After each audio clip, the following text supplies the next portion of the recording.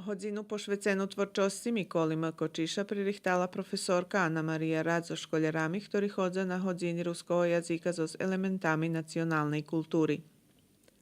Було видно, що вони вже пририхтували за годину. У першій часті програми професорка потолкувала зайцем, що це ціль нішкайшої години. Вони потім прочитали біографію професора Koričiša i doskreljaju jeho pisnji, a i pisnji drugih pisateljov. Na koncu hodini Irina Papuga spred Društva za ruski jazik, literaturu i kulturu decom podarovala školski pribor, a Vladimir Salonski spred podobovej koloniji Stretnuce u Bodnarova podaroval podobovi pribor. Najnovši vydanja društva podarovani profesorki ruského jazika i školske biblioteki. U ramikoh manifestaciji Dni Mikoli Mkočiša na jutre u Novim Sadze u prostorijoh Društva pisateljoh Vojvodini bude otvorena vistava robotoh zo 12. podobovej koloniji Stretnuce u Bodnarova.